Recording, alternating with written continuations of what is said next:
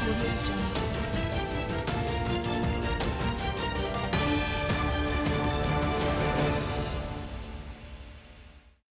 Hello everyone and welcome to another episode of daily market rundown, जहां पर हम discuss करते हैं about all the important news and events that is happened in the market today. तो आज सबसे पहले हम बात करेंगे about the meeting that is happening between mister Narendra Modi and Emmanuel Macron. अब ये मीटिंग सिर्फ एक डिप्लोमेटिक विजिट नहीं बोली जा रही है, सो वील फर्दर सी कि ये कैसे बेनिफिशियल हो सकती है इंडिया के लिए। सेकेंडली हम बात करेंगे एक स्टॉक स्पेसिफिक न्यूज की, जहां पर हम देखेंगे कि कोचिन शिपयार्ड आज नियरली 7% तक बढ़ा था in the early trade because of 5,000 crore का एक नेवी टेंडर में, जहां पर वो L1 बिडर डिक्लेयर हुआ है। तो लेट्स सी कि लॉन्ग टर्म में उसकी ऑर्डर बुक पे, उसकी ग्रोथ पे क्या इम्पैक्ट आता है।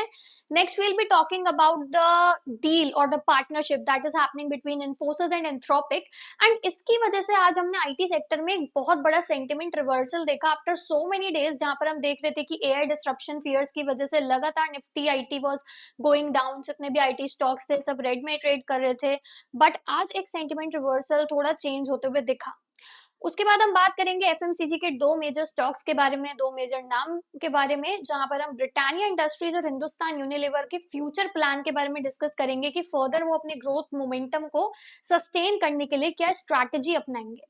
सो अब पहली न्यूज के बारे में डिटेल में डिस्कस करते हैं और देखते हैं कि ये जो मीटिंग है इंडिया और फ्रांस की, ये कैसे आगे बेनिफिशियल हो सकती है इंडिया के लिए। ऑल्सो अब अगर हम देखें तो मीटिंग में क्या चीजें इंपॉर्टेंट हैं, वो ये है कि दोनों लीडर्स बायलेटरल टॉक्स करेंगे एंड पूरा फोकस होगा डिफेंस के कॉपरेशन पे, ट्रेड और सप्लाई चेन पे, टेक इनोवेशन, हेल्थ केयर और रीजनल और ग्लोबल इश्यूज पे। सो लगभग 12 एमओयूज, 12 एग्रीमेंट साइन होने की पूरी उम्मीद है। अब इसमें सबसे बड़ा हाईलाइट जो रहा है वो रहा है डिफेंस, क्योंकि इंडिया और फ्रांस के बीच डिफेंस टाइज ऑलरेडी स्ट्रांग है और अब ये बात हो रही है कि 114 राफेल फाइटर जेट्स का एक mega government to government deal sound हो और वो आगे बढ़े। एंड इसकी वजह से साथ ही में एक ये भी हो रहा है कि 6th एनुअल डिफेंस डायलॉग, जहां पर डिफेंस एग्रीमेंट को 10 साल के लिए रिन्यू किया जा सके। और इसी एक्सपेक्टेशन की वजह से आज हमने देखा कि जो भी डिफेंस स्टॉक्स थे उसमें काफी तेजी दिखी। Hindustan aeronautics, BEL, Cochin shipyard जैसे स्टॉक्स काफी अच्छा ग्रीन में ट्रेड किए। And in fact Nifty defence index भी 1% से ज्यादा ऊपर था। अगर हम बिगर पिक्चर देखें तो ये जो विजिट है मैक्रोन की, it's not just for diplomacy, rather ये काफी अच्छी पार्टनरशिप लेकर आएगी, जहां पर हम एक लॉन्ग टर्म रोड मैप देख सकते हैं specially for defence, AI innovation and industrial partnership. So short term में आज हमने देखा कि डिफेंस स्टॉक्स में काफी मोमेंटम देखने को हमें मिला। सो लेट्स सी कि आगे ये जो राफेल डील है और डिफेंस एमओयूज हैं, ये एक्चुअल ऑर्डर फ्लो में कितनी जल्दी कन्वर्ट हो पाते हैं, क्योंकि यहीं से ओवरऑल हमें पता लगेगा कि मार्केट इस रैली को सस्टेन करेगा या नहीं। उसके बाद हम बात करते हैं एक स्टॉक स्पेसिफिक न्यूज के बारे में डिटेल में, जहां पर कोचिन शिपयार्ड के शेयर्स आज नियरली 7% तक बढ़े, क्योंकि कंपनी को मिनिस्ट्री ऑफ डिफेंस के काफी बड़े टेंडर में L1 यानी कि लोएस्ट बिडर डिक्लेयर किया गया। अब इस टेंडर में जो कंपनी है वो इंडियन नेवी के लिए 5 नेक्स्ट जनरेशन सर्वे वेसल्स बनाएगी एंड इस प्रोजेक्ट की जो टोटल एस्टिमेटेड वैल्यू होगी वो करीब 5,000 करोड़ की है। अब L1 का मतलब होता है कि कंपनी ने सबसे कम दाम का वैलिड बिड किया है और इसलिए कॉन्ट्रैक्ट मिलने के चांसेस काफी ज्यादा स्ट्रांग है, बट फाइनल अप्रूवल फॉर्मेलिटीज ये सब ऑब्वियसली ऑफिशियल कॉन्ट्रैक्ट के बाद ही अनाउंस होती हैं। अब इन्वेस्टर्स इस न्यूज से काफी ज्यादा पॉजिटिव हो गए हैं, क्योंकि डिफेंस सेक्टर में इतना बड़ा ऑर्डर मिलना कंपनी के फ्यूचर रेवेन्यू और ग्रोथ के लिए बहुत अच्छा सिग्नल माना जाता है, और इसी वजह से आज स्टॉक में एक हेवी बाइंग और हायर ट्रेडिंग वॉल्यूम्स भी हमने देखी। ऑब्वियसली अगर हम फाइनेंशियल्स की भी बात करें तो फाइनेंशियली भी कंपनी काफी स्ट्रांग है, बैलेंस शीट स्ट्रांग है, डेट ऑलमोस्ट जीरो है, गवर्नमेंट की भी 67% से ज्यादा की हिस्सेदारी कंपनी में है। तो फॉर श्योर स्टेबिलिटी कंपनी में क्लियरली दिखती है। हालांकि रिसेंट क्वार्टर की बात करें तो उसमें प्रॉफिट थोड़ा कम हुआ था, लेकिन रेवेन्यू ग्रोथ काफी स्ट्रांग थी, स्पेशली शिप बिल्डिंग सेगमेंट में। तो सिंपल वर्ड्स में अगर ये फाइनल कॉन्ट्रैक्ट मिल जाता है कंपनी को, तो ये उसकी लॉन्ग टर्म ग्रोथ के लिए बहुत बेनिफिशियल साउंड कर सकता है।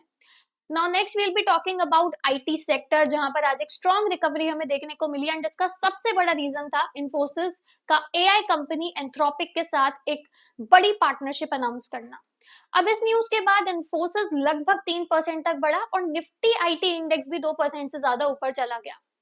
अब इस पार्टनरशिप में बेसिकली क्या होगा कि इन्फोसिस और एंथ्रोपिक दोनों मिलकर एडवांस्ड एंटरप्राइज एआई सॉल्यूशंस को डेवलप करेंगे एंड इसमें क्लियरली अगर हम डिटेल्स की बात करें, सो एंथ्रोपिक के क्लॉड एआई मॉडल्स को इन्फोसिस के टोपाज एआई प्लेटफॉर्म के साथ इंटीग्रेट किया जाएगा एंड एक dedicated Anthropic centre of excellence बनाया भी बनेगा। एंड इसका फोकस होगा टेलीकॉम, बैंकिंग, मैन्युफैक्चरिंग जैसे सेक्टर्स में के लिए एआई एजेंट्स बनाना। सो सिंपल वर्ड्स में इन्फोसिस एआई को कंपटीशन नहीं अपॉर्चुनिटी बना रहा है। अभी हम रिसेंटली देखें तो पिछले कुछ हफ्तों से, जैसा हमने स्टार्टिंग में भी देखा इस वीडियो के, कि आईटी स्टॉक्स बहुत ज्यादा प्रेशर में थे क्योंकि इन्वेस्टर्स को ये डर था कि AI tools IT services company का काम बहुत कम कर देंगे। लेकिन ग्लोबल ब्रोकरेजेस लाइक न्यूमोरा, उनका मानना है कि एआई डिस्ट्रप्शन फियर्स थोड़े ओवरडन है क्योंकि सेक्टर अब वैल्यू जोन में आ चुका है। स्ट्रॉन्ग करेक्शन के बाद अगर कंपनीज एआई को अडॉप्ट कर लेती हैं तो ग्रोथ काफी नॉर्मल हो सकती है। वर्स्ट केस में भी डाउनसाइड बहुत लिमिटेड होगा। और मार्केट का सेंटीमेंट अब हम देख रहे हैं कि इंप्रूव हो रहा है। एनालिस्ट का मानना है कि एआई आईटी कंपनीज के लिए थ्रेट नहीं बल्कि एक नया ग्रोथ इंजन बन सकता है अगर वो उसको सही से यूटिलाइज करें फॉर ग्रैबिंग द अपॉर्चुनिटी। सो अगर अप्रैल गाइडेंस स्ट्रॉन्ग आती है, सो क्लियरली आईटी सेक्टर में एक और री-रेटिंग हमें देखने को मिल सकती है। फिलहाल रिकवरी शुरू हो चुकी है और इन्वेस्टर्स एआई का डर थोड़ा बाहर निकालते हुए हमें दिख रहे हैं। अब हम बात करेंगे तो बहुत बड़े, काफी बड़े नाम की, जो कि एफएमसीजी सेक्टर में काफी बड़ी कंपनीज मानी जाती हैं। उनके रिजल्ट्स अभी आए थे तो अच्छे रिजल्ट्स थे Q3 के। सो बट अब क्वेश्चन यही है कि आगे ग्रोथ कैसे सस्टेन होगी। तो क्लियरली दोनों की तरफ से प्लान बताया गया है। ब्रिटानिया की बात करें तो ब्रिटानिया ने अपने दिसंबर क्वार्टर में उसका प्रॉफिट 17% बढ़ा और 682 करोड़ पर पहुंचा। रेवेन्यू 8% बढ़ा और 4,969 करोड़ तक पहुंचा। अब कंपनी का कहना है कि बिस्किट और एडजेसेंट कैटेगरीज में स्ट्रॉन्ग डिमांड उसे देखने को मिली। आगे कंपनी का प्लान है कि जो रीजनल छोटे प्लेयर्स हैं उनसे कंपटीशन के लिए ज्यादा इन्वेस्टमेंट वो करें। एंड ई कॉमर्स पर भी कंपनी अपना फोकस बढ़ाने के लिए काफी ज्यादा आगे है।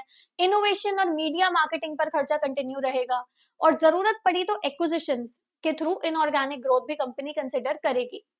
सो मेजरली अब गुड न्यूज यही है कि व्हीट, शुगर, कोको जैसे रॉ मटेरियल के प्राइसेस भी स्टेबल हैं तो मार्जिन भी इंप्रूव हो सकते हैं। अगर हम एचयूएल का देखें तो उसका रेवेन्यू भी Q3 में 5% बढ़ा, वॉल्यूम ग्रोथ 4% रही, प्रॉफिट में भी एक बहुत बड़ा जंप देखने को मिला वन टाइम इम्पैक्ट के साथ। आगे एचयूएल का भी प्लान है कि जो होम केयर प्रोडक्ट्स हैं जैसे कि सर्फ एक्सेल, रिन, विम, इनके प्राइसेस बढ़ाए जाएंगे और कॉस्ट प्रेशर को ऑफसेट करने के लिए कैलिब्रेटेड प्राइस हाइक्स करी जाएंगी। क्विक कॉमर्स और चैनल्स ऑफ फ्यूचर पर भी कंपनी का पूरा फोकस है एंड रूरल डिमांड पर काफी स्ट्रॉन्ग फोकस है क्योंकि रूरल डिमांड अर्बन से ज्यादा फास्ट ग्रो कर रही है।